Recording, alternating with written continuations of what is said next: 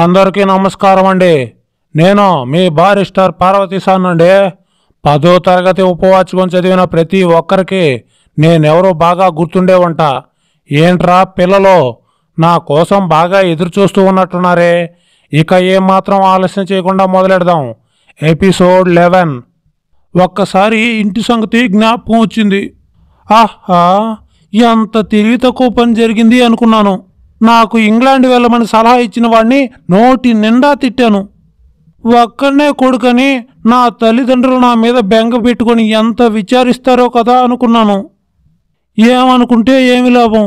ఎంతకో అసలు సంగతి ఏంటంటే, ఈ చింతంతా దేనికంటే ఈ చిన్న స్టీమర్లో నుండి పెద్ద స్టీమర్లోకి ఎక్కడం ఎలాగా అని సందేహం కలిగింది. కొంతసేపు ఏమీ తోచలేదు. హఠాత్తుగా మా ఊర్లో కొంతమంది చెప్పుకుంటూ ఉన్న మాటలు జ్ఞాపకం వచ్చింది. చిన్న స్టీమర్లో నుండి పెద్ద స్టీమర్లోకి ఎక్కే ఉపాయం చెప్పుకుంటున్నారు ఇద్దరు. అది నేను వినడం సంభవించింది. పెద్ద స్టీమర్ నుండి చిన్న స్టీమర్కు ఒక తాడునిచ్చిన దింపుతారట. చిన్న స్టీమర్ ఎప్పుడూ కెరటాల మూలంగా ఒక మారు పైకి లేవడం, ఒక మారు కిందకి దిగడం అవుతుందట. కనుక ఆ నిచ్చెన ఎప్పుడూ అందుబాటులో ఉండదంట.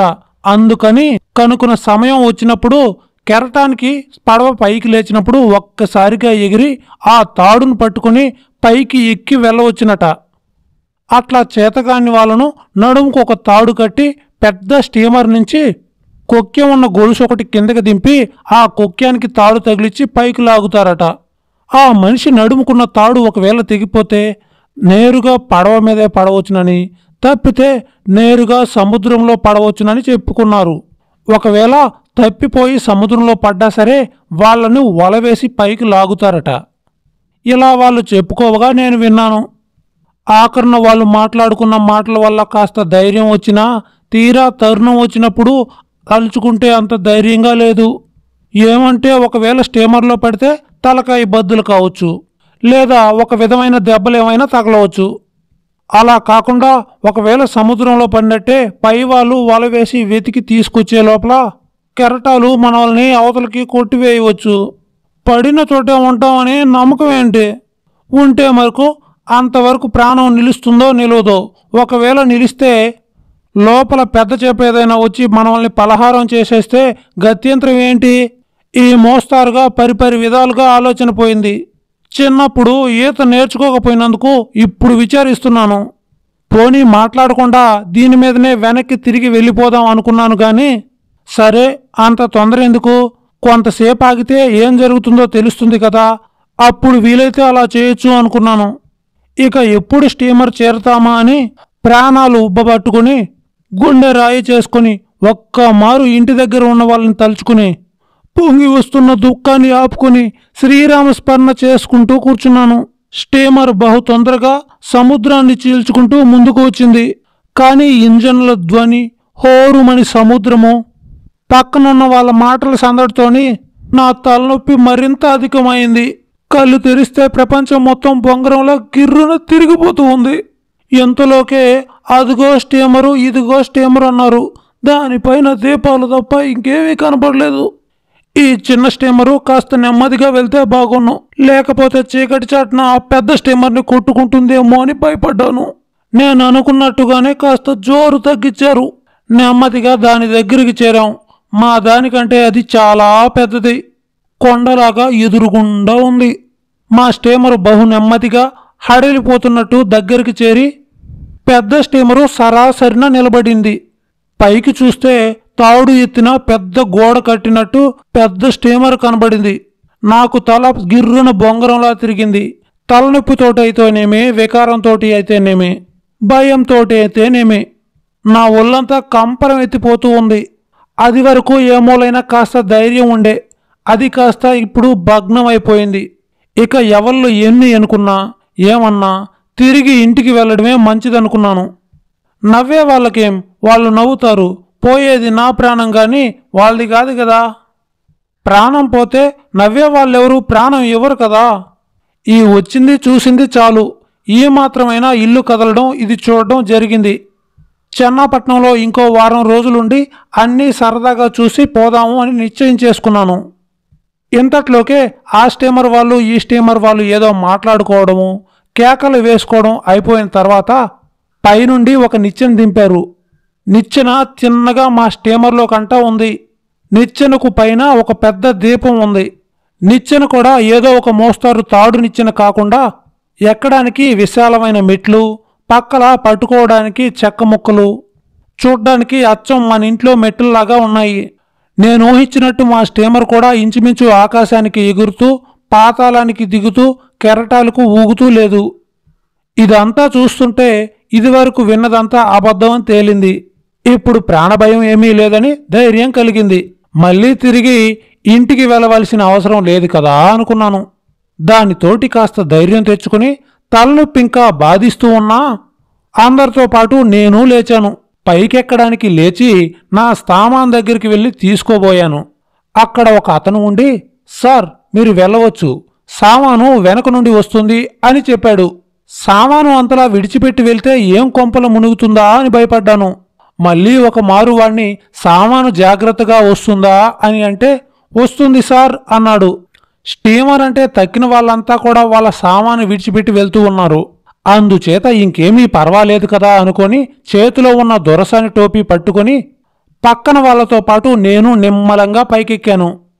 ఆఖరి మిట్టికి లోపలికి తొంగి చూసేటప్పటికీ నాకు చాలా ఆశ్చర్యం వేసింది. మామూలుగా రాదారి పడవల కంటే బాగా పెద్దదిగా ఉండి 2-3 పెద్ద హాళ్ళున్నాయి.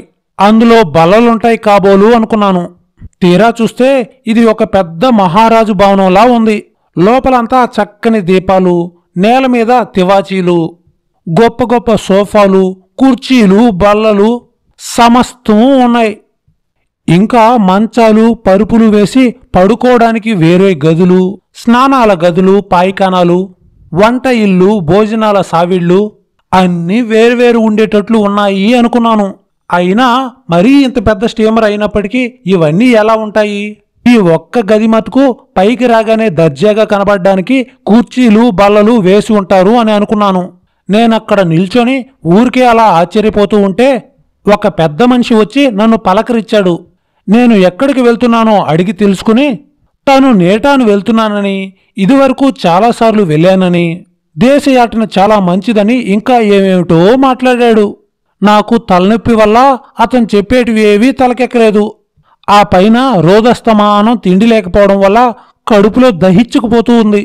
రొట్టెలు కాల్చుకోవడానికి కూడా ఓపిక లేదు. పోనీ ఎలాగైనా శ్రమ పడదామంటే వీలు కాలేదు. ఏమీ తోచలేదు. వచ్చేటప్పుడు కాసిన్ని అట్టిపళ్ళు, ఇడ్లీలు ఎక్కువ తెచ్చుకున్నాను కాను అనుకున్నాను. ఏమంటే ఏమి లాభం, ముందు దారేమీ కనబడదు. ఆ నేటాలు వాడు చూస్తే వాడి దారినేదో వాగుతూ ఉన్నాడు. కాసేపు చేతనైతే నోరు మూసుకొని కూర్చుందాం అనుకున్నాను. మా స్టీమరు కూత కూసి బయలుదేరింది. ఇంతలోకే గంట ఒకటి వినబడింది. ఆ గంటేమిటా అనుకున్నాను. నా పక్కనున్న నేటాలు సోదరుడు భోజనానికి వెళ్దాం రమ్మన్నాడు. నాకు ఆ మాటలు నమ్మబుద్ధి కాలేదు. ఏమిటి, ఎక్కడికి అని రెట్టించడిగాను. భోజనాల హాల్లోకి, భోంచేద్దామా అన్నాడు. వాడి మాటలు వింటే పోతున్న వాడి చెవిలో అమృతం పోసినట్టుంది. పోతున్న ప్రాణం వెనక్కి వచ్చింది. దేవుడు ఇంకా మన పక్షానున్నాడు అనుకున్నాను. స్టీమర్ పైన మనకు ఎవడు భోజనం పెడతాడు, ఎందుకు పెడతాడు, ఏం పెడతాడు అని ఇవేవీ ఆలోచించలేదు. ఏమిటో ఆహారం అంటూ లోపల పడి ప్రాణం అంటూ కాస్త నిలిస్తే తక్కిన సంగతులు ఆలోచించవచ్చు అనుకున్నాను. తిన్నగా నా స్నేహితుడిని అనుసరించి వెంబడించాను. ఇప్పటి వరకు చూసిన గదే అనుకుంటే ఈ గది అంతకంటే తమాషాగా ఉంది. గదికి మధ్య పెద్ద పొడుగాటి బల్ల ఉంది. దానిపైన తెల్లటి పొడవాటి గుడ్డపరిచారు. దానిపైన చక్కని పింగాణి పళ్ళ్యాలు, గాజు గ్లాసులు, కత్తులు, చెంచాలు ఇంకా ఏమేమిటో ఉన్నాయి. చిన్న గాజు గిన్నెలో వెన్న ఉన్నది. బల్ల పక్కన కుర్చీలు అమర్చి ఉన్నాయి. నేను ప్రవేశించేటప్పటికీ అప్పటికే కొంతమంది వచ్చి ఆ కుర్చీల్లో కూర్చున్నారు. మేము తొందరగా వెళ్ళి చెరొక కుర్చీ అలంకరించాం. కూర్చొని నా స్నేహితుడి వంక చూసి, ఈ కత్తులు కటార్లు ఎందుకు భోజనం చేసే చోట అని అడిగాను. సిగ్గు విడిచి అడిగి తెలుసుకోకపోతే మాట దక్కేటట్టు కనబడలేదు. ఇంకో నిమిషానికి వడ్డన అవ్వడం, భోజనానికి కూర్చోవడం సంభవిస్తూ ఉంది. ఇంకప్పుడు వెర్రిముఖం వేస్తే బాగుండదు. అందుకని ముందే తెలుసుకుని ఉంటే మంచిదని యుక్తిగా నేను ఒట్టి అజ్ఞానుణ్ణి అని అతను అనుకోకుండా కడుసుతనంగా అడిగాను. అడిగితే పాపం ఆ పెద్ద మనిషి వాటి ఉపయోగం చెప్పాడు. ఇంకా వడ్డన వడ్డిస్తూ ఉన్నారు. ఈ కత్తులు ఉపయోగించడం మనకు చేతనవుతుందో రాదో అని చూద్దామని ఒక చేత్తో కత్తి పట్టుకుని చివరి ప్లేట్లో ఉన్న చెంచాని గట్టిగా పట్టుకుని గుణపాన్ని భూమిలోకి దింపినట్టు ఎత్తి రొట్టె మీద గుచ్చబోయాను. అలా కాదు, కంచం బద్దలవుతుంది, జాగ్రత్త అని నా స్నేహితుడు నిమ్మలంగా చెప్తూనే ఉన్నాడు. ఆ మాట నేను వినిపించుకోలేదు. ఎంతట్లోకే వచ్చే ప్రమాదం ఏంటి? ఈ మాత్రం చేతగాకుండా ఉంటుంది గనుకనా? ఇదేమైనా పెద్ద బ్రహ్మ విద్య అని రొట్టె మీదకి కత్తిని గభీమని బలంగా గుచ్చా. కూర్చున్న వాళ్ళంతా ఊపిరి బిగబట్టుకుని ఏం జరుగుతుందా అని చూస్తూ ఉన్నారు.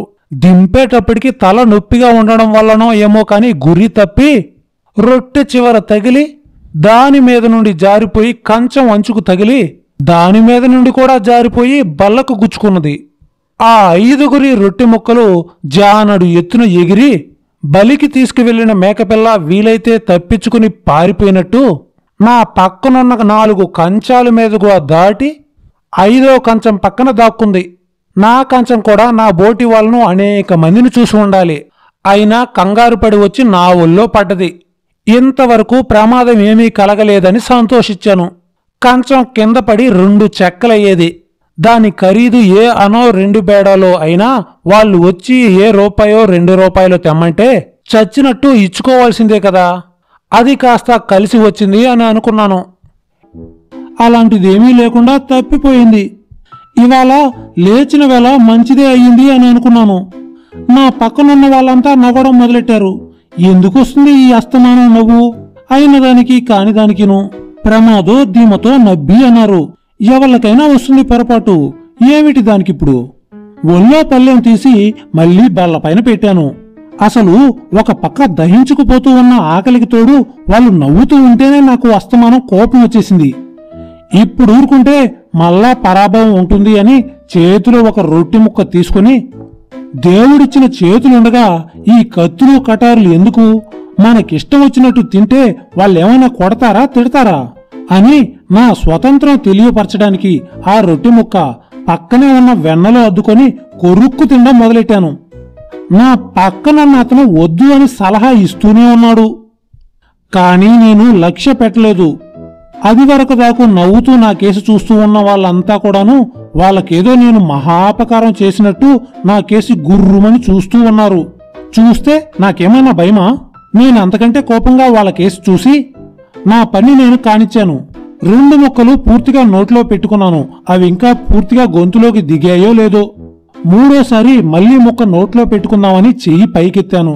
కడుపులో కలవరం బయలుదేరి పెద్ద తాడిలాగా డోకు వచ్చేసింది. చటాలున చెయ్యి అడ్డు పెట్టుకుని చేతులను రొట్టె ముక్కను కంచంలో పారవేసి నోటికి చెయ్యి అడ్డు పెట్టుకుని పైకి లేచాను. ఎక్కడికి వెళ్లడానికి ఏం చేయడానికి తోచలేదు. అంతకంతకీ లోపల నుండి ఉరిమి ఉరిమి పెళ్ళగిల్లి బయటకు వచ్చేస్తూ ఉంది. ఆపడానికి శక్యం కావడం లేదు. ముందు గదిలో నుండి అవతల గదిలోకి పోదాము అని 2 అడుగులు ముందుకేశాను. లోపల నుండి వస్తున్న ప్రవాహం నా చేతిని బలవంతంగా ముందుకు నెట్టి కొంత బయటపడింది. మళ్లీ చెయ్యి అడ్డు పెట్టుకున్నాను. ఒక నౌకరు నా అవస్థ చూసి నా దగ్గరకొచ్చి నా రెట్ట పట్టుకుని ఓ గదిలోకి లాక్కుపోయాడు. అక్కడ రైల్లోనే ముఖం కడుక్కోవడానికి ఏర్పాటు ఉన్నట్టుగానే అక్కడ ఉంది. తృప్తిగా వాంతైపోయింది. గడిచిన దినమంతా తిండి లేకపోయినా అంత పదార్థం ఎక్కడి నుండి వచ్చిందో తెలియదు గాని వారం దినాలు తిన్నంతా బయటికి వెళ్ళిపోయింది నాకు. నోరు చేతులు శుభ్రంగా కడిగేసుకున్నాను. కడుపులో పేగులన్నీ నొప్పులుగా ఉన్నాయి. తల బద్దలైపోతుంది. కళ్ళు తిరుగుతున్నాయి. కళ్ళు తెరిస్తే ప్రపంచం అంతా గిర్రెలు తిరుగుతున్నట్టు తోస్తూ ఉంది. నా కాళ్ళు గాల్లోకి తేలిపోతూ ఉన్నాయి. కింద పడిపోతానేమో అని భయం వేస్తూ ఉంది. నన్ను తీసుకొచ్చిన నౌకరు అక్కడే ఉన్నాడు. చిన్నగా నా చెయ్యి పట్టుకుని గదిలోకి తీసుకెళ్లాడు. గది చాలా ఇరుగ్గా ఉంది. అందులో ఒక మూల మంచం ఉన్నది. దానిపైన శుభ్రమైన పరుపు పరిచి ఉంది. ఆయన నన్ను ఆ పరుపులో పడుకోమన్నాడు. ఈ పరుపు పాపం ఎవరిదోనో. ఎలాగో తంటాలు పడి హాల్లో కుర్చీలో కూర్చుంటాను. లేకపోతే ఎక్కడైనా స్థలం చూపెడితే నా మంచం వేసుకుని పడుకుంటాను అని చెప్దాం అనుకున్నాను. కానీ నోటి వెంట మాట రాలేదు. గదిలో వస్తువులేవీ కనపడడం లేదు. మాట్లాడకుండా తాగి ఉన్నవాడి మళ్ళీ మంచం మీద పడ్డాను. కాళ్ళు జోడులైనా విప్పుకోలేదు నేను. ఇదంతా భోజనం దగ్గర కూర్చొని ఉన్న వల్ల దృష్టి లోపం వల్ల ఏమో అని అనుకున్నాను. కాస్త దిగి తుడిచిపోసే వాళ్ళు కూడా లేరు కదా అని విచారించాను. ఈ తలనొప్పి అది చూస్తే పీడ జ్వరం ఏమైనా వస్తుందేమో అని అనుకున్నాను. ఇలా అనుకుంటూ ఉండగానే కళ్ళు కూరుకుపోయాయి. కొంతసేపటికి నా ఒళ్ళు నాకు తెలియలేదు. రాత్రి ఒక నౌకరు వచ్చి లేపితే నాకు మెలకు వచ్చింది. కళ్ళు తెరిచి చూసేసరికి తెల్లారింది. కొలంబో వచ్చింది, లేవండి, దిగాలి అన్నాడు. లేచాను. తలనొప్పి తగ్గింది, తేలికగా ఉంది. జ్వరమో గిరుమో రాలేదు, తేలిగ్గానే తేలాను అని అనుకున్నాను. కులాసాగానే ఉందా అని బంట్రోత్ అడిగాడు. దివ్యంగా ఉందన్నాను. లేచి తలగుడ్డ సవరించుకొని నా సామాన్ ఎక్కడుంది అన్నాను. మీకంటే ముందుగాను కిందకి వెళ్ళిపోయింది. ఇక మీరు కూడా దయచేయండి అన్నాడు బంట్రోతు. రాత్రి చూసుకోలేదు, సామాను జాగ్రత్తగా ఉందో లేదో. పైనుండగా చూస్తే ఏమైనా లోటు వస్తే అడిగిపోతానని కాబోలు. అప్పుడే దించేశాడని భయం వేసింది. లేచి పైకి లేచి చూసేసరికి నేను చెన్నాపట్నంలో కొన్న దొరసాన టోపీ ఒక బల్ల మీద పెట్టి ఉంది. రాత్రి బంట్రోతు తీసుకొచ్చి పెట్టి ఉంటాడు అని అనుకున్నాను. దానికేసి చూడకుండా మాట్లాడకుండా పైకి లేశాను. సుమారు 7 గంటలయ్యింది. అప్పుడే దిగవలసిన వాళ్ళంతా దిగారు. నేనే ఆఖరు. నేను నిమ్మలంగా దిగాను. కిందంతా మహా హడావిడిగా ఉంది.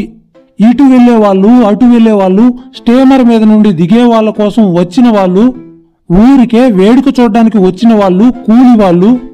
ఒక్కళ్ళేంటి, సముద్రం ఒడ్డంతా కితకిటలాడుతుంది. హార్బర్ నిండా స్టీమర్లు చాలా ఉన్నాయి. ఈ హడావిడి అంతా చూస్తూ నిమ్మలంగా సామాన్ దగ్గరికి వెళ్ళాను. సామాన్ అంతా జాగ్రత్తగానే ఉంది. పాపం పెట్టి కూడా ఏం నలిగిపోకుండానే జాగ్రత్తగానే దింపాడు పాపం. ఒక కూలివాడిని పిలిచి సామాను వాడి నెత్తి మీద పెట్టి బండ్ల దగ్గరకు వస్తూ ఉన్నాను. ఎవడో వెనక నుండి పిలుస్తూ ఉన్నట్టు వినబడింది. నన్ను కాదేమో అనుకున్నాను మొదట. ఇక్కడ నన్ను పిలిచేవాళ్ళు ఎవరుంటారులే అని ముందుకు కదిలాను. మళ్లీ కేక వినబడేసరికి ఆగి వెనక్కి చూశాను. రాత్రి స్టీమర్లో కనబడిన ఆ బంట్రోత్తు ఆ దిక్కుమాలిన దొరసాని టోపీ పట్టుకుని మళ్లీ వస్తూ ఉన్నాడు. అది నాకు వదిలే ఉపాయం ఎక్కడా తోచలేదు. మొదటనే రైల్లో నుండి ఎక్కడైనా పారేస్తే తీరిపోయేది. ఇంత బాధ ఉండేది కాదు. పోనీలే, ఎందుకు రైల్లో వదిలివేస్తే ఎవరైనా తీసుకుంటారు అని అనుకుంటే అదేమీ సాగింది కాదు. ఇప్పుడు ఎక్కడికి వెళితే అక్కడికి కూడా తరుముకొస్తుంది. ప్రపంచంలో ఇంత న్యాయబుద్ధి ఉంది అని ఇదివరకు ఎప్పుడూ కూడా అనుకోలేదు. ఏ వస్తువు అయినా ఎక్కడైనా మర్చిపోతే అది మళ్లీ దొరకడం దుర్లభం అని చాలామంది చెప్పారు. ఆ అభిప్రాయం సరికాదు అని ఇప్పుడే తెలిసింది. ఏదైనా ఎవరికైనా అనుభవంలోకి వస్తే కానీ తెలీదు. ఇక ముందు ఎప్పుడైనా ప్రపంచంలో అన్యాయం, దొంగతనం ఉందంటే నేను అస్సలు నమ్మను. ఇక ఈ టోపీ ఎక్కడ మర్చిపోయినా నన్ను కూడా వెంబడించేటట్లే ఉంది. అందుచేత ఈసారి మటుకు ఆ టోపీని తీసుకొని ఎవర్లూ చూడకుండా అర్ధరాత్రి వేళ ఏ సముద్రంలో రాయి కట్టి పడవేస్తే సరిపోతుంది అని అనుకున్నాను. లేకపోతే పగటిపూట పారవేసినట్లయితే ఏ దరిద్రుడో చూసి వలవేసి తీసుకొచ్చి మళ్లీ ఇస్తాడేమో అని భయం వేసింది. ఆ టోపీ చూస్తే మటుకు నాకు మహా చెడ్డ అసహ్యం. బోలుడంత డబ్బులు దాన్ని తగలేసి కొనడమే కాకుండా పైగా దాన్ని పారేసిపోతూ ఉంటే దాన్ని తీసుకొచ్చిన ప్రతి ఒక్కడికి ఏ ₹1 పావలో ఇచ్చుకోవాల్సి వస్తుంది. దానికి తోడు నాకెంతో ప్రీతికరమైన వస్తువు తిరిగి మళ్ళా నాకు దొరికినట్టు నేను సంతోషాన్ని కనబరచాల్సి వస్తుంది. ఇంత మటుకు సహించడమే చాలా కష్టం. ఈ మాటుకు మళ్ళా తప్పదు గనక మళ్లీ ఆ టోపీ తీసుకొచ్చిన వాడి ముఖాన ఒక పావలా తగలేసి ఆ దరిద్రపు టోపీ తీసుకుని మళ్లీ బండి దగ్గరకు వచ్చేశా. చెన్నాపట్నంలో వచ్చిన చిక్కే ఇక్కడాను, అక్కడొచ్చిన సందేహము ఇక్కడాను. ఎక్కడ బస చేయడమా అని.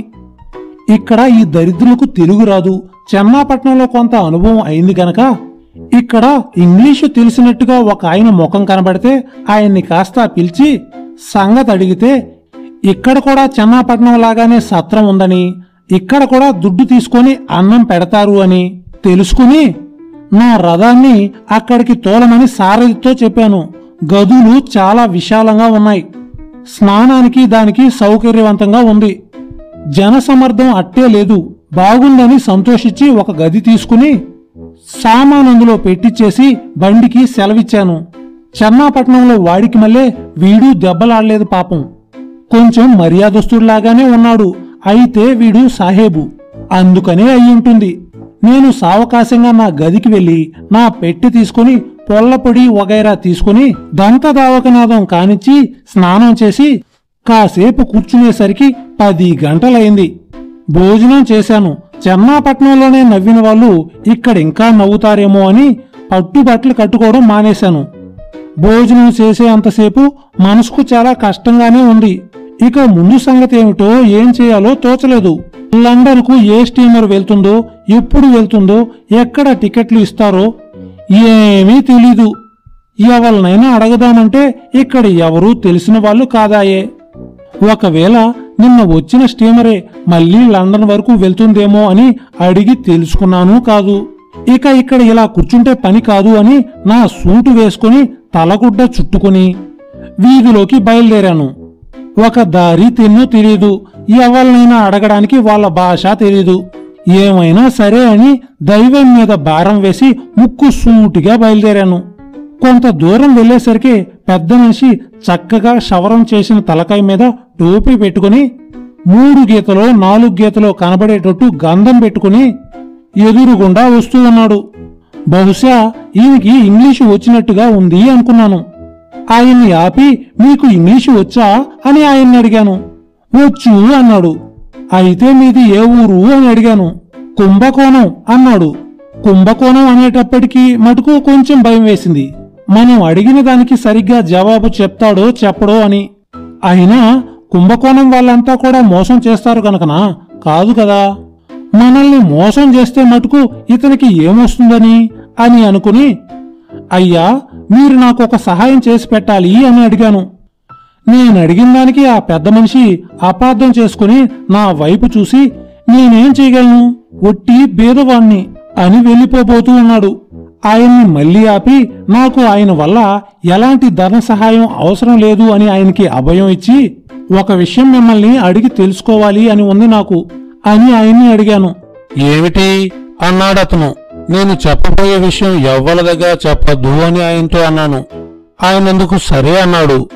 నేను లండన్ వెళ్ళాలి అని బయలుదేరాను. ఇంటి దగ్గర మా వాళ్ళెవ్వరికి తెలీదు. టికెట్లు ఎక్కడిస్తారో ఈ సంగతి ఏమైనా మీకు తెలిస్తే చెప్తే సంతోషిస్తాను. ఇంటి దగ్గరే ఈ సంగతి తెలిస్తే వెళ్ళనివ్వరేమో అని భయపడి వచ్చేశాను. ఇక్కడ ఎవ్వరూ తెలీదు నాకు. అందుకని మీకేమైనా తెలిస్తే దయచేసి చెప్పండి అన్నాను. ఓ ఇంతే కదా, దానికి అభ్యంతరం ఏముంది? ఇలా పలానా చోటుకి వెళ్తే థామస్ కుక్ ఎడిసన్ అని బల్ల కట్టి ఉన్న ఒక పెద్ద కంపెనీ కనబడుతుంది. తిన్నగా అందులోకి వెళ్తే మీకు కావలసిన టికెట్టు యావత్ విషయాలన్నీ కూడా తెలిసిపోతాయి అని చెప్పాడు. సరే బాగుంది, ఈ మాత్రం తెలిస్తే ఇక లండన్ వెళ్ళామన్నమాటను అని తిన్నగా కంపెనీ దగ్గరికి వెళ్ళాను. ఆ కంపెనీ చూసేసరికి లోపలికి వెళ్ళడానికి భయం వేసింది. అదీ కాకుండా తీరా లోపలికి వెళ్తే స్టీమర్ ఎక్కడుంది అంటారో ఏమో. ఇక వారం రోజుల దాకా రాదంటారా? లేకపోతే అక్కడి నుండి వెళ్లడం మానేసేయి అని అంటారా? ఇక్కడి నుండి స్టీమర్లు వెళ్లడం లేదు అంటే చచ్చినట్టు ఇంటికి వెళ్లాల్సిందే. ఇంకో వారం 10 రోజులు ఆలస్యం అవుతుంది అంచేత ఇంతలోపల మా వాళ్ళు నా కోసం వెతుక్కొని ఇక్కడికొచ్చి పట్టుకుంటారేమో. అదీ కాకుండా ఎవ్వల్ని కనుక్కోకుండా ఉజ్జాయింపని ఏదో కొంత డబ్బు తీసుకొచ్చాను. ఇక్కడ తీరా చాలదంటే ఏం కాని నా గతి. ఇప్పుడు మనకు అప్పిచ్చేవాళ్ళు ఎవరుంటారు అని ఇన్ని విధాలుగా మనసు పోయి లోపలికి వెళ్ళడానికి కొంచెం సంకోచించాను. అయినా ఇంత దూరం వచ్చాక కూడా లోపలికి వెళ్ళడానికి సంకోచిస్తే మనకు ఏం వస్తుంది కనుక ఇక ఏదైతే అదవుతుంది అని లోపల దండం పెట్టుకుని ఆ కంపెనీ లోపలికి వెళ్ళాను. అక్కడ నాకు ఒక బంట్రొత్తు కనబడి ఎక్కడికి అని అడిగాడు. లోపలికి అన్నాను. ఎందుకు అని అన్నాడు. ఊరకనే అన్నాను. అయితే వెనక్కి తిరగండి అన్నాడు. వెనక్కి ఎందుకు అని అడిగాను. ముందు పని లేనప్పుడు వెనక్కే వెళ్ళాలి అని అన్నాడు అతను. నాకు ముందు పని ఉంది అన్నాను. ఏం పని అని మళ్లీ అడిగాడు బంట్రొత్తు.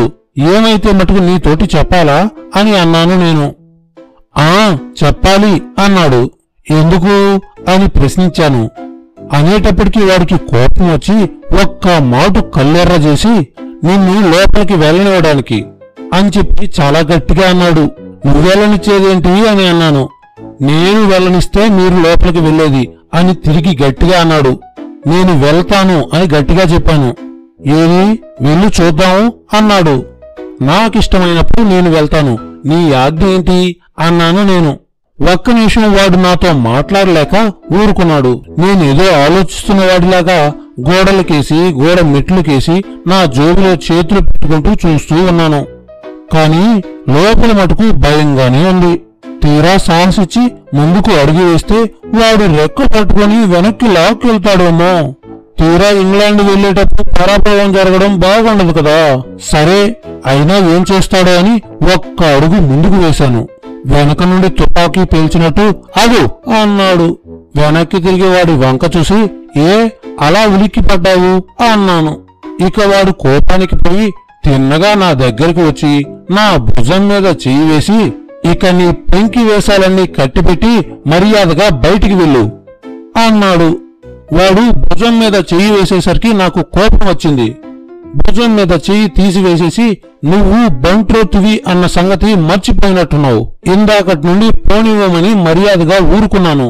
నీ బోటి వాళ్ళను 1,00,000 మందిని చూశాను. ఇంకా అలాగే నువ్వు పెంకితనం చేశావంటే నీ మీద రిపోర్ట్ ఇవ్వాల్సి వస్తుంది. తీరా ఉద్యోగం పోతే అప్పుడు విచారించినా ఏమీ లాభం ఉండదు. కాబట్టి జాగ్రత్త అని మళ్లీ ముందుకు నడవబోయాను. వాడు ఇంకా ఏమీ సమాధానం చెప్పకుండా తిన్నగా నా చెయ్యి పట్టుకుని వీధిలోకి లాక్కు వెళ్లి అక్కడ నన్ను దిగబెట్టి నీ దిక్కున్న చోట చెప్పుకో అన్నాడు. ఆలోచిస్తే దిక్కే ఉన్నట్టు కనబడలేదు. తీరా ఈ బంట్రోత్ మొండవాడితో గొడవ పెట్టుకుంటే అసలుకే మోసం వస్తుందేమో అని భయం వేసింది. ఇక్కడ వీడితో స్నేహం చేసుకుంటే గాని లాభం లేదు అని తోచింది. అందుకని నెమ్మదిగా వాడి దగ్గరికి వెళ్లి ఓ ₹1 వాడి చేతిలో పెట్టి నేను లండన్ వెళ్ళవలసిన మాట నిజమే, టికెట్ కోసమని వచ్చాను. లేకపోతే నాకు ఇక్కడ ఏం పని గనక, కావాలంటే చూడు ఇదిగో సొమ్ము అని జోబులో ఉన్న డబ్బు కాస్త తీసి వాడికి చూపెట్టాను. వాడు అప్పుడు నా మాట నమ్మి జరిగిన పొరపాటుకి నన్ను క్షమించండి అని నన్ను లోపలికి పంపించాడు. తిన్నగా లోపలికి వెళ్ళాను. ఆ గది నిండా గోడల నిండా పెద్ద పెద్ద స్టీమర్ల ఫోటోగ్రాఫ్లు, చాలా మ్యాప్లు ఉన్నాయి. అక్కడ ఒక దొరమండవాడు కూర్చుని ఉన్నాడు. తిన్నగా ఆయన దగ్గరికి వెళ్లి అయ్యా నేను లండన్ వెళ్ళాలి, స్టీమరు ఎప్పుడు వెళ్తుంది, వెళ్ళడానికి ఎన్నాళ్ళు పడుతుంది, టికెట్ ఎంత అవుతుంది అని ఆయన్ని అడిగాను. ఆయన నన్ను ఎగాదిగా చూసి నిజంగా లండన్ వెళ్తావా అన్నాడు. వెళ్తాను అన్నాను. ఎందుకు అన్నాడు. చదువుకోవడానికి అన్నాను. ఏం చదువుతావేంటి, ఈ పరీక్ష వీడికెందుకు అనిపించింది నాకు. అయినా దొర ఆ పైన టికెట్ కూడా ఇచ్చేవాడాయను. వీడితోటి దెబ్బలాట ఎందుకు అని బారిస్టరు అన్నాను. మీ వాళ్ళు వెళ్ళడానికి ఒప్పుకున్నారా అని అడిగాడు. కొంచెం సందేహించి అవును ఒప్పుకున్నారు అన్నాను. లేకపోతే మీ వాళ్లతో అసలు చెప్పలేదా ఏంటి అని అడిగాడు మళ్ళీ. నేను కొంచెం భయపడుతూ వీడికేమైనా తెలిసిందా ఏంటి మన సంగతి అనుకుంటూ ఏం చెప్పడానికి తోచక ఆలోచిస్తూ నిలబడ్డాను. కొంపతీసి చెప్పకుండానే నిజంగానే వచ్చావా ఏంటి, నా తోటి చెప్పవచ్చు, నీకేం భయం లేదులే, ఇంకా చెప్పకుండా వెళ్లేవాళ్ళు చాలా మందే ఉంటారు అన్నాడు వాడు. ఆ మాట అనేసరికి కొంచెం ధైర్యం తెచ్చుకొని అవును చెప్తే మా వాళ్ళు వెళ్ళనివ్వరేమో అని చెప్పకుండా వచ్చాను అన్నాను. అయితే కోపం వచ్చి మీ వాళ్ళు నీకు డబ్బు పంపించరేమో, ఆ సంగతి కాస్త ఆలోచించావా అని అడిగాడు. పర్వాలేదు పంపిస్తారు అని అన్నాను నేను. పంపించకపోతే చాలా చిక్కుపడవలసి వస్తుంది సుమా, ఆలోచించుకో అన్నాడు తిరిగి వాడు. అంతా ఆలోచించుకున్నానులేండి, తప్పకుండా పంపిస్తారు అనే ధైర్యం ఉంది, అందుకనే ఇంట్లో చెప్పకుండా వచ్చా. ఇవాళ బయలుదేరే స్టీమర్ ఏమైనా ఉందా అని అడిగాను. ఒక్క వారం రోజుల వరకు లండన్ వరకు వెళ్లే స్టీమరు ఏదీ లేదు. కానీ రేపొక ఫ్రెంచ్ స్టీమరు మార్సెల్స్ వరకు వెళ్తుంది. అక్కడి నుండి రైలు మీద వెళ్ళవచ్చు. అలా అయితే మీకు చౌకగానే ఉంటుంది, త్వరగానే వెళ్ళవచ్చు. అలా వెళ్ళడానికి మీకేమైనా అభ్యంతరం ఉందా అన్నాడు. నాకు ఎలాంటి అభ్యంతరం లేదు. ఫ్రెంచ్ స్టీమర్కే టికెట్లు ఇప్పించండి అన్నాను నేను. ఏ క్లాసులో వెళ్తావు తిరిగి అడిగాడు వాడు. థర్డ్ క్లాసు సౌఖ్యంగా ఉంటుందా అండి అని అడిగాను. ఓ మోస్తరుగా ఉంటుంది, పర్వాలేదు వెళ్ళొచ్చు అన్నాడు ఆయన. అయితే థర్డ్ క్లాస్ టికెట్ ఇప్పించండి అని అడిగాను. సరే అని టికెట్ నా చేతిలో పెట్టి, మార్సెల్స్ లో కూడా మా కంపెనీ ఉంటుంది, అక్కడే కాకుండా చాలా చోట్ల మా కంపెనీ ఉంటుంది, ఎక్కడ ఏ విధమైన సహాయం కావాల్సి వచ్చినప్పటికీ మా కంపెనీకి వెళ్తే మీకు తప్పకుండా సహాయం దొరుకుతుంది. వాళ్ళు మీకు కావలసిన సహాయం చేస్తారు, మీరేమీ భయపడవలసిన అవసరం లేదు అని అభయం ఇచ్చాడు అతను. ఇంకా మనకేం పర్వాలేదు అని అనుకున్నాను. నీ దగ్గర డబ్బు చాలా ఉన్నట్లయితే మా చేతికి ఇవ్వాల్సింది, నీ దగ్గర ఉంటే పోవచ్చు. నువ్వు దిగగానే మార్సెల్స్ లో మా కంపెనీ వాళ్ళు నీ సొమ్ముని నీకు తిరిగి ఇచ్చేస్తారు. నువ్వు ఇంకా ఇంటికి సొమ్ము అది పంపమని మీ వాళ్లకు రాసేటట్లయితే మా కంపెనీ అడ్రస్ మీ వాళ్లకు తెలియజేయి. నీకు సొమ్ము వచ్చినా ఉత్తరాలు వచ్చినా మేము జాగ్రత్తగా నీకు అప్పచెప్తాం అన్నాడు అతను. సరే సరే, ఈ ఏర్పాటు చాలా బాగుంది అని నా దగ్గర ఉన్న సొమ్ము అంతా ఆయనకిచ్చాను. ఒక్క 50 రూపాయలు మటుకు నా దగ్గర అట్టె పెట్టుకోమని మిగతా సొమ్ముకు ఒక చెక్కు, ఈ 50 రూపాయలు నా చేతికిచ్చి మార్సెల్స్ లో వాళ్ళ కంపెనీ విలాసం ఉన్న అచ్చుతో ఉన్న చీటీ ఒకటి కూడా నాకు ఇచ్చాడు. రేపు మధ్యాహ్నం 3 గంటలకు ఇక్కడికి వచ్చినట్లయితే స్టీమర్ దగ్గరికి పంపిస్తాను అన్నాడు. ఆయన దగ్గర సెలవు తీసుకుని, ఆహా ఎంత గొప్ప కంపెనీ, ప్రతి పట్టణంలోనూ ఉంటుందంటున్నాడు, నా పోటీ వాళ్ళకిలా పోలేంత సహాయం చేస్తున్నాడు, వీళ్ళకి దీనివల్ల ఏమైనా లాభం ఉంటుందా లేకపోతే ఊరికినే చేస్తున్నారా అని ఆలోచిస్తూ వీటి గుమ్మం దగ్గరకు వచ్చాను. ఇందాకటి బండ్రోతు లేచి నుంచొని, టికెట్ తీసుకున్నారా అండి అని అడిగాడు. తీసుకున్నా అని చెప్పగానే నాకు సలాం చేశాడు. వాడి పొగరిపోతనం కొంత అలిగింది కదా అని సంతోషించాను. అక్కడి నుంచి బజార్ వైపుకి దారి అడిగి తెలుసుకుని బయలుదేరా. ఈ పట్టణం బజార్ కూడా చాలా బాగానే ఉంది. చెన్నపట్నంలో ఉన్న కంపెనీ లాంటి కంపెనీ ఇంకొకటి కనపడితే ఇదివరకు కొన్నది అక్కడికి రాలేదు కనుక మళ్ళీ టోపీ ఒకటి కొనుక్కున్నాను. తరువాత సత్రం వద్దకు వచ్చేసరికి ఇంకో సంగతి జ్ఞాపకం వచ్చింది. దీపం ఒకటి అవసరం కదా అని. స్టీమర్ లో దీపం లేకపోతే ఒకవేళ ఉన్నప్పటికీ వాళ్ళు తెల్లారులు ఉంచుతారో ఉంచరు. చీకట్లో పడుకోవడానికి నాకేమో భయం.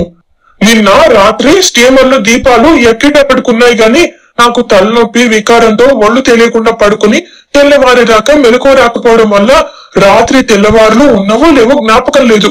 తీరా స్టీమర్లు లేకపోతే అప్పుడు దొరకదు కదా. అందుకని ఒక స్టాండు 2 డజన్ల కొవ్వొత్తులు కొనుక్కుంటే కాలక్షేపం అవుతుంది కదా అని అనుకున్నాను. తర్వాత ఇంకో సందేహం కూడా వచ్చింది. స్టీమర్ లో పాలు మజ్జిగలు ఏమైనా దొరుకుతాయా దొరకవా అని. ఒకవేళ ఏది దొరక్కపోతే ఎలాగనుకుని ఇక్కడ ఒక షాపు మీద పాల డబ్బాలు దొరుకుతాయని రాసుంటే చూసి అది కాస్త దగ్గరుంటే నయం కదా అనుకుని 2 డబ్బాలు కొనుక్కుని నిమ్మలంగా నా సత్రం చేరుకున్నాను. రాత్రి భోజనం చేసి సావకాశంగా ఇంటికి ఉత్తరం రాద్దామనుకుని పెట్టి తీసేసరికి కాగితం గాని కలం గాని ఏది కనపడలేదు. సరే ఇదొకటి బజార్కెళ్లి కొనుక్కోవాలి కదా అనుకుని ఆ రాత్రి సుఖంగా పడుకున్నాను. మర్నాడు పొద్దున్నే బజారుకు వెళ్లి ఉత్తరాలు రాసుకోవడానికి కాగితాలు, కవర్లు, ఓ ఫౌంటైన్ పెన్ను, అందులోకి సిరా, ఒక పెన్సిల్, జమా ఖర్చు రాసుకోవడానికి ఒక చిన్న ఎక్సర్సైజ్ బుక్ కొనుక్కొని ఇంటికొచ్చాను. వచ్చి ముందు ఉత్తరం రాసి పోస్టులో వేస్తే తీరిపోతుందని ఉత్తరం రాద్దామని ప్రారంభించాను. క్షేమము కొలంబు. శ్రీ వేదమూర్తులైన బ్రహ్మశ్రీ వేమూరి రామచంద్రయ్య నాన్నగారికి తమ కుమారుడు పార్వతీశం అనేక నమస్కారములు చేసి చేయంగల విన్నపములు. ఉభయ కుశలోపరి. పై చిరునామా చూసి ఈ కొలంబో ఏమిటి, ఎక్కడుంది, ఎక్కడున్నా నేను ఇక్కడికి వెళ్ళడానికి కారణం ఏమై ఉంటుంది అని ఆశ్చర్యపడవచ్చు. ఇది సింహళ ద్వీపానికి ముఖ్య పట్టణము అనగా పూర్వము మనము రావణాసురుడి లంక అనుకునే వాళ్ళమే. అదే సింహళ ద్వీపము. రాక్షస కులమంతా రావణ యుద్ధంలో అంతరించింది కనుక ప్రస్తుతం ఇక్కడ రాక్షస భయమేమీ లేదు. నేను ఇంతకాలం నుంచి మన దేశ దుస్థితి చూస్తుంటే నాకు చాలా విచారంగా ఉంది. చూస్తూ సహించలేక ఊరుకోలేకపోయాను. ఈ దేశ దుస్థితి తొలగించడం ఇలాగా అని చాలా దూరం ఆలోచించాను. నాకు తోచింది ఏంటంటే ఒక్కసారి మన అధికారుల దేశం వెళ్లి వాళ్ళ గుట్టు మట్టు కొంతవరకు తెలుసుకువస్తే చాలా లాభిస్తుందని, అందుకని అక్కడికి ఒకసారి వెళ్లి రావాలని బయలుదేరాను. వెళ్లే వాళ్ళము ఎలాగో వెళ్తున్నాం కదా, ఇదంతా 1-2 పూటల్లో అయ్యే పని కాదాయను. కొంతకాలం అనగా ఓ 1-2 ఏళ్ళు ఉండక తప్పదు మరి. అందుకని ఈ లోపున బారిస్టర్ పరీక్ష చదివి పాస్ అయితే మళ్ళీ స్వదేశానికి వచ్చి తరువాత ఒకడి కింద తల వంచుకుని పని చెయ్యనక్కర్లేకుండా స్వతంత్రంగా జీవనం చేయవచ్చునని ఊహించి అక్కడ బారిస్టర్ చదువు నిశ్చయించుకున్నాను. అక్కడ అయ్యే ఖర్చు విషయము ఎంత కావాల్సింది అక్కడికి వెళ్లిన తరువాత ఉత్తరం రాస్తాను. ప్రస్తుతం ఖర్చు కోసం 500 రూపాయలు. ఇక్కడ నరసాపురం నాటకం కంపెనీలో రాజు వేషం వేసే గజపల్లి నారాయణరావు గారి ద్వారా ₹1.11 వడ్డీ చొప్పున బదులు పుచ్చుకున్నాను. ఆయన నా ఎందుండే స్నేహం చేతను ఇంత తక్కువ వడ్డీకి ఇప్పించానని సొమ్ము మటుకు త్వరగా పంపించమని చెప్పారు. కాబట్టి ఆ 500 రూపాయలు వారికి వెంటనే ఇచ్చివేసి మరో 500 ఫ్రాన్స్ దేశంలో ఉండే మార్సెల్స్ అనే గ్రామానికి థామస్ కుక్ అండ్ సన్ వారు చూసుకుని నాకిచ్చేటట్లుగా టెలిగ్రాము మనీ ఆర్డర్ ద్వారా తక్షణం పంపించకూడదను. మీరిలా చేయని ఎడల పరదేశంలో చాలా ఇబ్బంది పడవలసి వస్తుంది. ఇదంతా తెలివి తక్కువ పని అని, ఇంత డబ్బు ఖర్చవుతుందని మీరు అనుకోవచ్చు. కానీ నేను చాలా దూరాలోచన చేసే వెళ్తున్నాను. బారిస్టర్ పాస్ అయి వచ్చినట్లయితే కావలసినంత డబ్బు సంపాదించగలను. మరి నన్ను ఇంటికి రప్పించుటకు ఏ విధమైన ప్రయత్నమో చేయొద్దు. నేను తలపెట్టిన కార్యము సఫలమయ్యేంత వరకు ఇంటికి రాను. ఈ రోజుననే స్టీమర్ ఎక్కుతున్నాను. మీరు వృధా ప్రయాస పడవద్దు. మీతోటి చెప్పకుండా మీ సెలవు లేకుండా ఇలా వెళ్లిపోయినందుకు నాకు చాలా విచారంగా ఉంది. ఇదివరకెప్పుడు మీరు చెప్పిన మాటకు నేను వ్యతిరేకంగా నడుచుకోలేదని మీకే తెలుసు. కానీ ఈ విషయంలో మటుకు తెలిస్తే వెళ్ళనివ్వరని ఇలా చేయవలసి వచ్చింది. ముందు ముందు చాలా డబ్బు సంపాదించడమే కాకుండా దేశానికి కూడా చాలా ఉపకారం చేయగలని నమ్మకం ఉండటం చేత ఇంత సాహసమైన పని చేస్తున్నాను. దీనివల్ల మీరెంత కష్టపడిది నాకు తెలుసు. అయినప్పటికీ ఇలా చేయక తప్పింది కాదు. భారతదేశంలో ఎంతెంత కష్టపడతాను అని, సముద్రం మీద ఏం అపాయం ఉంటుందో అని మా అమ్మను బెంగ పెట్టుకోవద్దని చెప్పకోరదును. మీకందరికీ ఇంత కష్టం కలిగించేసినందుకు నన్ను క్షమించవలను. మార్సెల్స్ లో దిగగానే ఉత్తరం రాస్తాను. మా అమ్మకు నమస్కారాలను చెప్పవలను. చిత్తగించవలను. విధేయుడు పార్వతీశం. సొమ్ము మటుకు తక్షణం టెలిగ్రాఫ్ మనీ ఆర్డర్ ద్వారా పంపించవలను. ఈ ఉత్తరం రాయడానికి చాలా కష్టం వేసింది. మా అమ్మ మాట తలుచుకునేసరికి కళ్ళెంబడి నీళ్ళొచ్చాయి. చెయ్యి వనకడం మొదలుపెట్టింది. కాలం ముందుకు సాగింది కాదు. ఎలాగైతేనేమి ఉత్తరం పూర్తి చేసి కవర్లో పెట్టి పై చిరునామా రాసి పోస్ట్ ఆఫీస్ వెళ్లి పోస్టులో వేసి వచ్చేశాను. ఇంటికి వచ్చి స్నానం చేసి భోజనానికి లేచాను. అన్నం ఏమీ సహించింది కాదు. ఎలాగో 2 మెతుకులు నోట్లో వేసుకుని లేచి వచ్చి సామాను సర్దుకుని కాసేపు పడుకుని 2 గంటలకు బయలుదేరి సామాను సహితంగా కుక్కువారి కంపెనీకి వెళ్లాను. అక్కడి నుంచి వారు నా తోటి కూడా ఒక బంట్రోతనిచ్చి సముద్ర పోర్టుకు పంపించారు. మా స్టీమరు సముద్రంలో కొంచెం దూరంలో ఉంది. మొన్న ఎక్కిన స్టీమర్ కంటే కూడా చాలా గొప్పదిగా కనపడ్డది. నా తోటి ఉన్న బంట్రోతు ఒక చిన్న నావ దగ్గరికి తీసుకువెళ్లి అందులో నన్ను ఎక్కమని తాను కూడా ఎక్కాడు. దాంట్లో అదివరకే చాలా మంది దొరలు దొరసనులు ఉన్నారు. ఇలాంటివే ఇంకా 2-3 నావలు పూటుగా జనాన్ని ఎక్కించుకుని మా స్టీమర్ కేసే వెళ్తున్నాయి. ఈ జనమంతా మా స్టీమర్ లో ఎక్కేవాళ్లేనని చెప్పాడు నాతో ఉన్న మనిషి. నిమ్మళంగా స్టీమర్ దగ్గరికి చేరాం. నిచ్చెన కిందికి దింపారు. ఒక్కొక్కళ్ళమే పైకెక్కాము. ఒక పెద్ద మేడ మీద నిల్చుని కిందికి చూస్తున్నట్లుగా ఉంది. దాని మీద నుంచొని చూస్తుంటే నాతో ఉన్న మనిషి నా సామాను తీసుకెళ్లి లోపలెక్కడో పడేశాడు. మేమంతా చాలా మందివి అక్కడ నిలబడి సముద్రం కేసి, తక్కిన స్టీమర్లకేసి, ధరణి ఉన్న మెడలకేసి చూస్తున్నాం. ఇంతలోనే గంట వినపడ్డది. కిందికి దిగే వాళ్ళంతా దిగిపోమని కేక వేశారు. పైకి వచ్చిన చాలా మంది మళ్ళీ ఆ చిన్న నావలోకి దిగి పైనున్న వాళ్ళకేసి చూస్తూ చేతులు ఊగిస్తూ వెళ్తున్నారు. వాళ్ళంతా తమ వాళ్ళని సాగరంపడానికి వచ్చారు కదా అనుకున్నాను. మా ఊరు నుంచి ఎప్పుడైనా ఎక్కడికైనా వెళ్తూ ఉంటే మా అమ్మ నాన్న వద్దంటున్నా ఎంతో దూరం వచ్చి వెళ్లేవాళ్ళు ఇప్పుడల్లా ఎవ్వళ్ళు లేరు కదా అనుకున్నాను. దిక్కు లేకుండా నిరాధారినై పక్షి వలె నూతన ప్రపంచంలోకి వెళ్తున్నాను కదా అనుకున్నాను. నా ఉత్తరం చూసుకుని ఇంటి దగ్గర మా అమ్మా నాన్న ఎంత విచారిస్తారో కదా అనుకున్నాను. ఇదంతా తలుచుకునేటప్పటికీ పట్టెలన్నీ దుఃఖం వచ్చింది. మా స్టీమరు బయలుదేరింది. చిన్న నావల్లో వాళ్ళు ఇంకా స్టీమర్ లోకి వాళ్ళకి మనుషుల ఆనవాళ్లు తెలియకపోయినా జేబురుమాళ్లు విసురుతున్నారు. మళ్ళీ ఎన్నాళ్ళకు కదా ఈ దేశం రావడం అనుకున్నాను. వచ్చేదాకా మటుకు నమ్మకం ఏమిటి? పరదేశంలోనే కడతేరుతామేమోనని భయం వేసింది. భూమి కనపడకుండా ఉంది. తల్లి దయ ఉందని ఒక్క దండం పెట్టుకున్నాను. పొంగి వస్తున్న దుఃఖం ఆపుకోలేక బావురుమని చిన్న పిల్లల్లాగా రాగాలెడుతూ అక్కడే నిలబడ్డాను. అలా ఎంతసేపు ఉన్నానో నాకే తెలియదు. ఒక మనిషి వచ్చి నా భుజం మీద చేయి వేశాడు. నిద్రలోంచి లేచినట్లు ఉలిక్కిపడి వెనక్కి తిరిగి చూశాను. ఒక పక్క ఒక దొర ఏమిటి చిన్నతనం అన్నట్టుగా నా కేసు చూస్తున్నాడు. ఇంకో వైపులో ఒక దొరసాని నా దుఃఖం గ్రహించినట్లుగా నా కేసి జాలిగా చూశారు. నా భుజం మీద చేయి వేసిన అతను తనతోటి కూడా రమ్మని సంగి చేశాడు. ఎందుకో తెలియకుండా కళ్ళు తుడుచుకొని అతని వెంబడి వెళ్ళాను. 2 అంతస్తుల మెట్లు దింపి అడుగున ఒక హాలు నుంచి ఒక చిన్న గదిలోకి తీసుకువెళ్లి నా సామాను కేసి చూపించాడు. ఇది నేను ఉండవలసిన గది కాబోలు అనుకున్నాను. గది చాలా చిన్నది.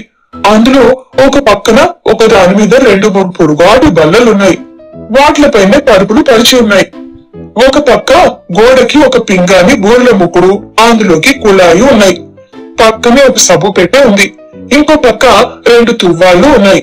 నా తలాపు దిక్కునున్న గోడకి గుండ్రుని రంధ్రము, దానికో గాజు తలుపు ఉన్నాయి. అదే మా గదికి కిటికీ.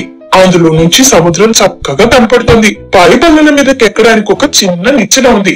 నేను గదిలోకి వచ్చేసరికి పై 2-3 బల్లల మీద 2 చైనా కుర్రాళ్లు కూర్చొని తమ సామాను సవరించుకుంటున్నారు.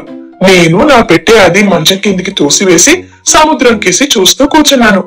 గదిలో మొన్నటి స్టీమర్ లో మళ్ళీనే ఎలక్ట్రిక్ దీపాలు వెలిగించారు.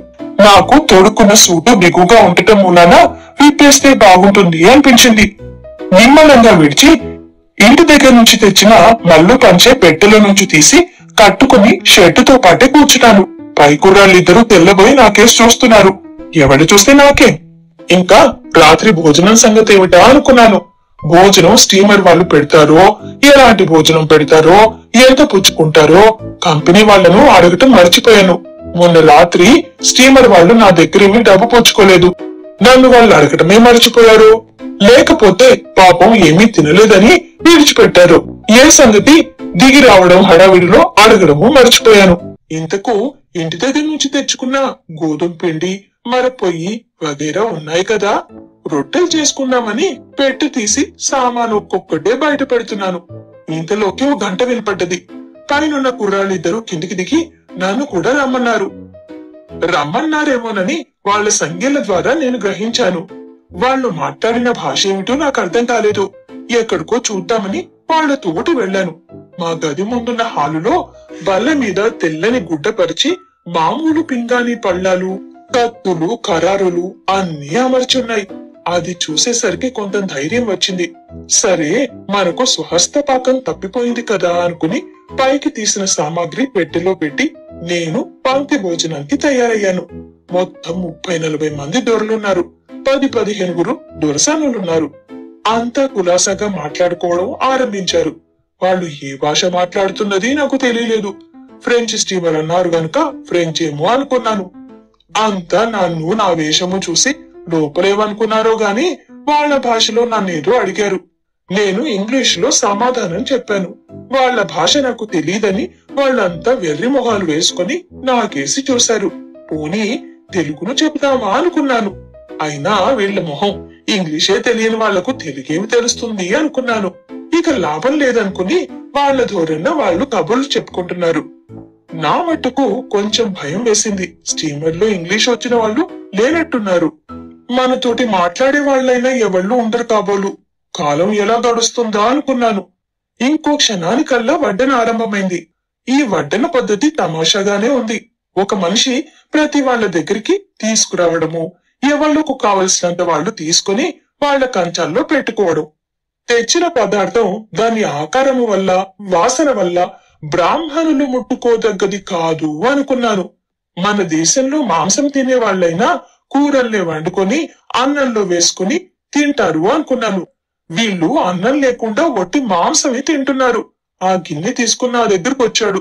నాకు అక్కర్లేదు అన్నాను. వాడు ఆశ్చర్యపోయి నాకేసి చూశాడు. నాకు అర్థం కాలేదు. ఏమిటా దిక్కుమల్ల భాష? స్వచ్ఛమైన ఇంగ్లీష్ లో మాట్లాడరాదా అన్నాను. వాడికి చెప్తేనేవి, గోడకు చెప్తేనేవి. నేనన్నది వాడికి తెలిసి ఏడిస్తేగా. ఇంకా మన కర్మము విశ్వస్తలాగా అర్ధరాత్రి వేళ రొట్టెలు కాల్చుకోవాల్సిందే కాబోలు అనుకున్నాను. లేచి వెళ్ళబోతూ ఉంటే వాడు కూచొమ్మని సంజ్ఞ చేసి ఇంకో దొరని తీసుకొచ్చాడు. ఆ వచ్చినైనా ఏదో భాషలోనే మాట్లాడటం మొదలు పెట్టాడు. నాకు కోపం వచ్చింది. మొదటి వాడి వంక చూసి, ఈ అఘోరానికి వాణ్ణి కూడా తీసుకువచ్చావెందుకు? నీవు అఘోరించావు చాలదా అన్నాను తెలుగులో. అవును మరి, వాడికి అర్థం కానప్పుడు ఏ భాష అయితేనేమి? కొత్తగా వచ్చిన వాడికి ఒక్క ముక్కన్నరో ఇంగ్లీష్ వచ్చునని తోస్తోంది. సంగలి వల్లనైతేనేమి, వాడికి నాకు అర్థం కాని ఇంగ్లీషు భాష వల్లనైతేనేమి భోజనం చెయ్యవా అని ప్రశ్నించాడు. చెయ్యను అన్నాను. ఏ అన్నాడు. నేను మాంసం తినను అన్నాను.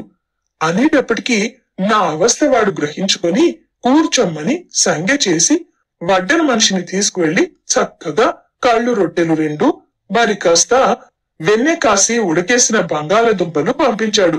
కడుపు నిండడానికైతేనేమి అవే తిన్నాను. అది పూర్తయ్యేటప్పటికి అందరికీ కూడా సగ్గుబియ్యము క్షీరాన్నము తీసుకొచ్చాడు. సరే, ఇది బాగుందనుకుని నాకిష్టం కావడం వల్ల మరి కాస్త పుచ్చుకున్నాను.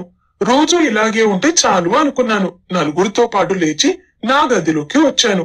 స్టీమర్ వాళ్లే పరుపులు అవి వేసి ఉంచటం మూలాన నా మంచము బొంత తీయవలసిన అవసరం లేకపోయింది. ఆ పరుపు మీదనే పడుకుని చీకట్లో ఈ మహాసంద్రంలో స్టీమర్ కు దారి ఎలా తెలుస్తుందా అని ఆలోచిస్తూ నిద్రపోయాను. తెల్లవారుజామున మెలకు వచ్చింది.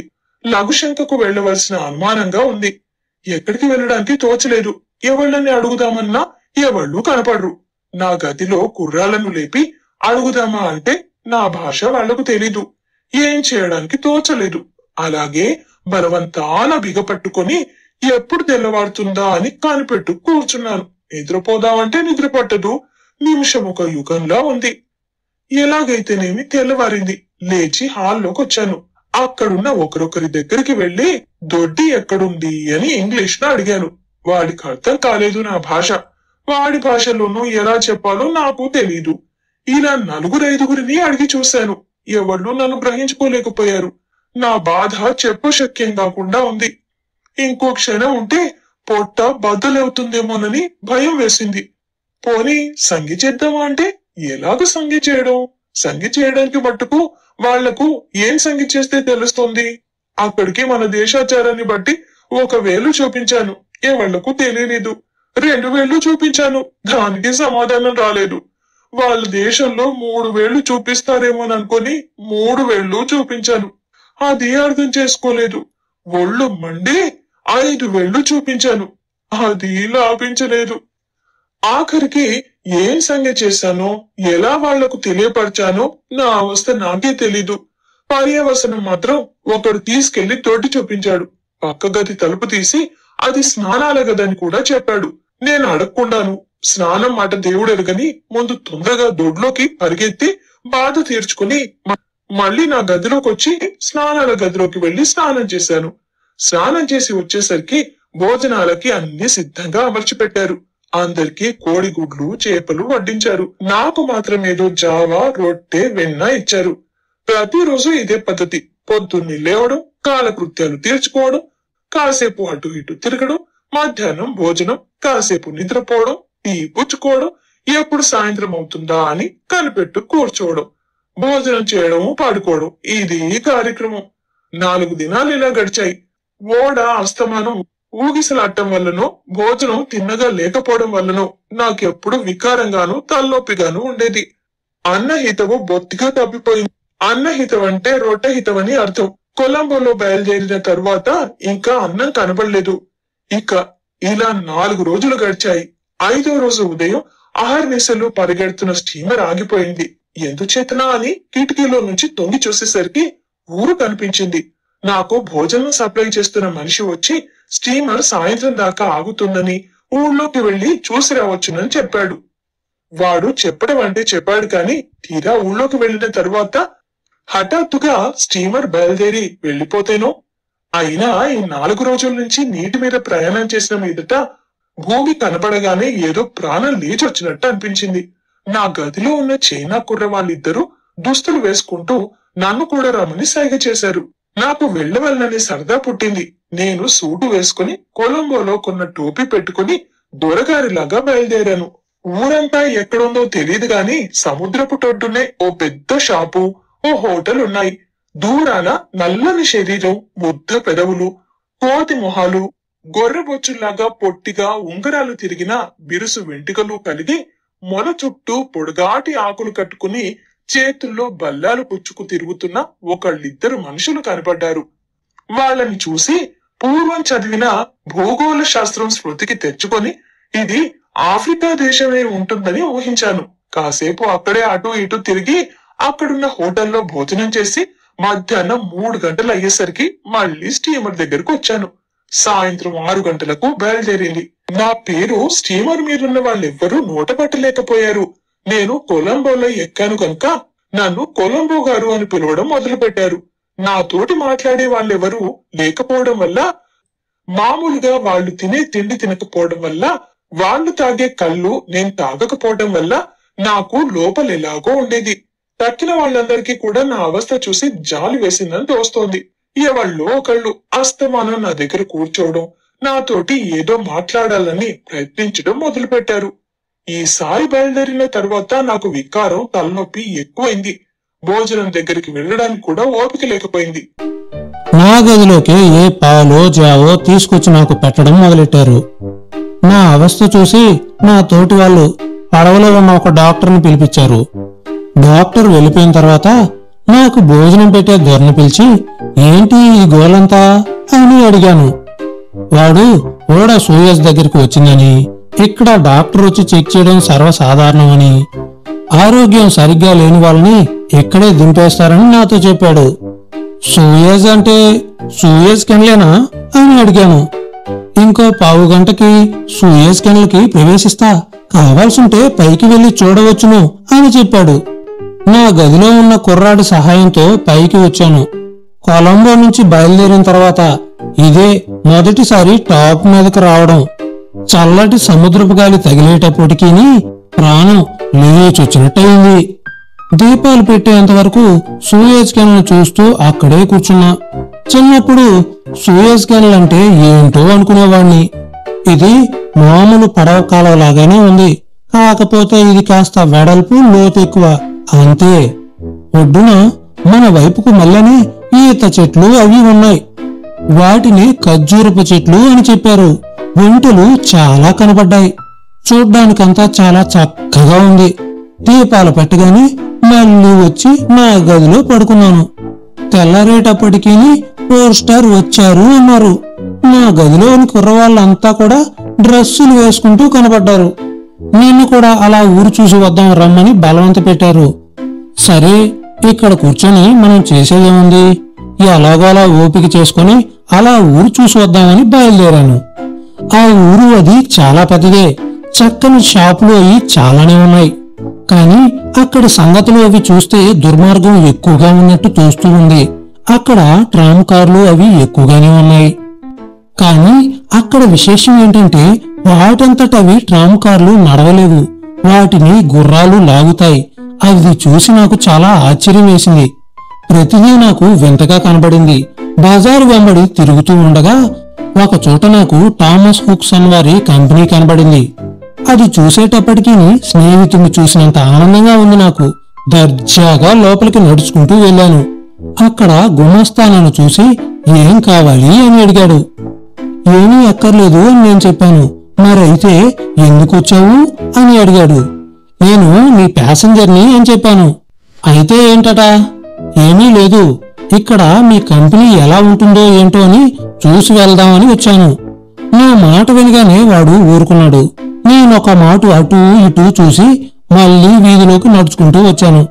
బయటికి రాగానే ఎదురుగా పోస్టాఫీస్ కనబడింది. అందులోకి వెళ్లి నేను ఒక కార్డు తీసుకుని నేను క్షేమంగా ఉన్నాను అని ఉత్తరం రాసి పోస్టాఫీసులో వేసి బయటికి నడిచి వచ్చాను.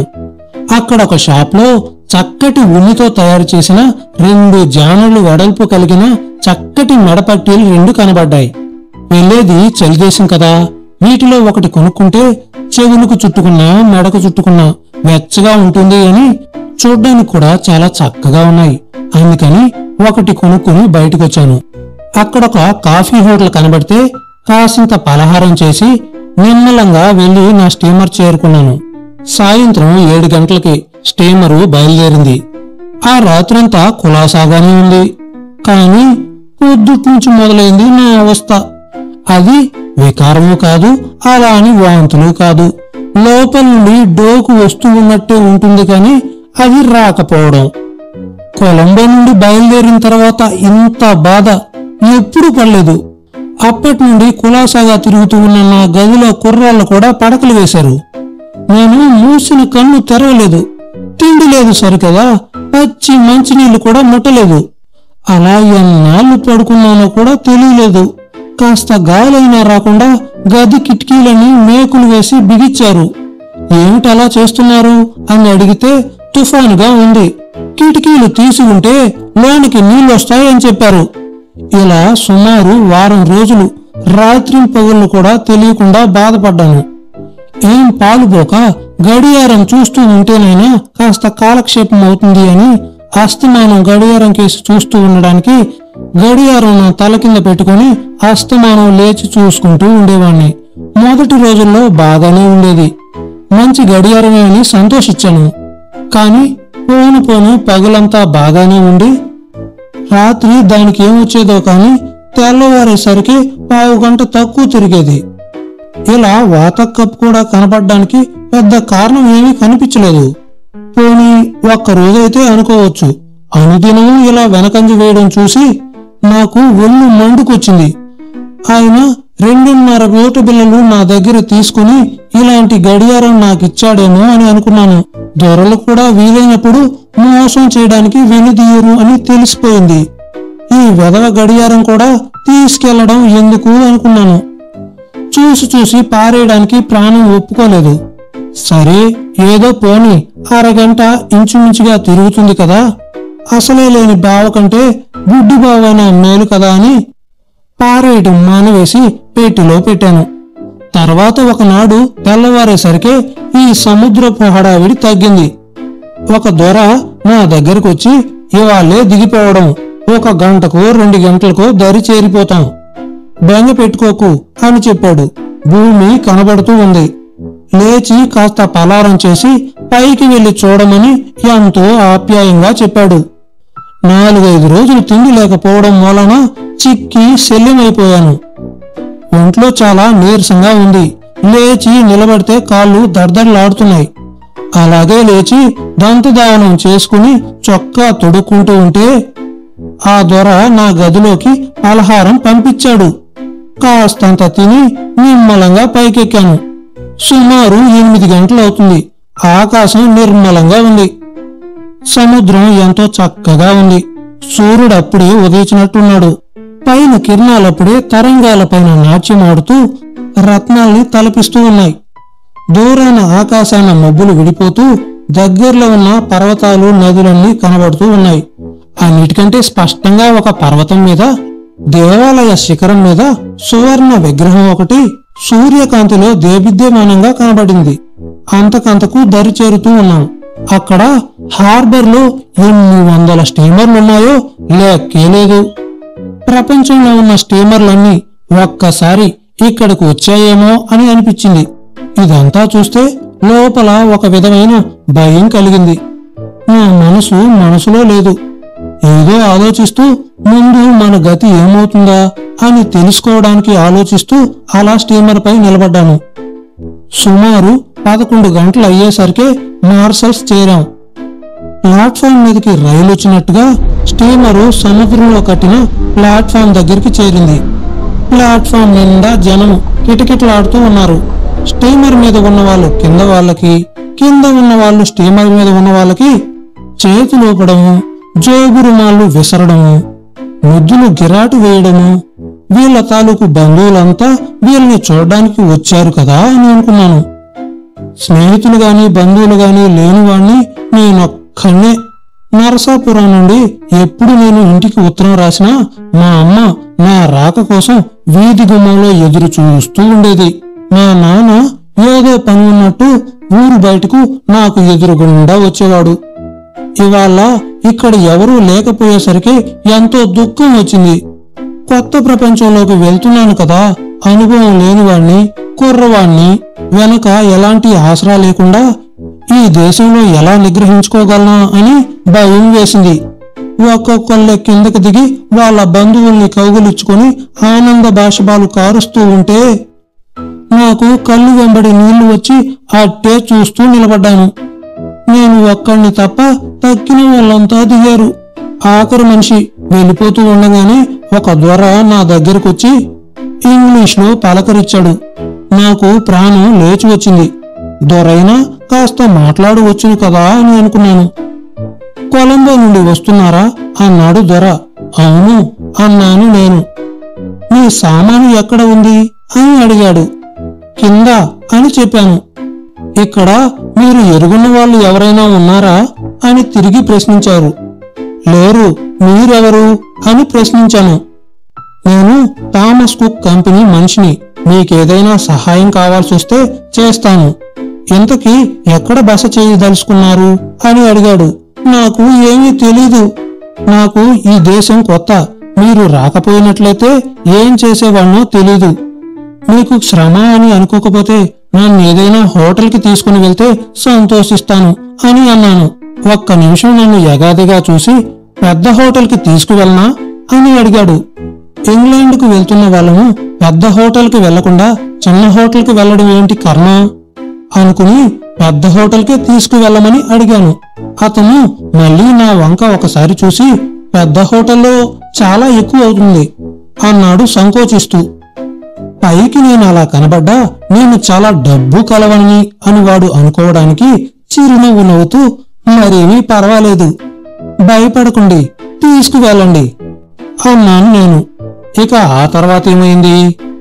పెద్ద హోటల్కు తీసుకువెళ్లిన తర్వాత నేను పడ్డ పాటలేంటి, నా ఇంగ్లాండ్ ప్రయాణంలో ఎలాంటి ఆసక్తికరమైన సంఘటనలు జరిగాయి, ఎట్టకేలకు మామూలు పార్వతీశం కాస్త బారిస్టర్ పార్వతీశంగా ఎలా మారాను అనేది ముందు ముందు ఎపిసోడ్లో తెలుసుకుందాం. ఇలాంటి మరిన్ని వీడియోలు మీకు కావాలంటే మన ఛానల్ని సబ్స్క్రైబ్ చేసి ఎంకరేజ్ చేయండి. ఏంట్రా పిల్లలు, ఇంతకీ ఎలా అనిపించింది నా కథ?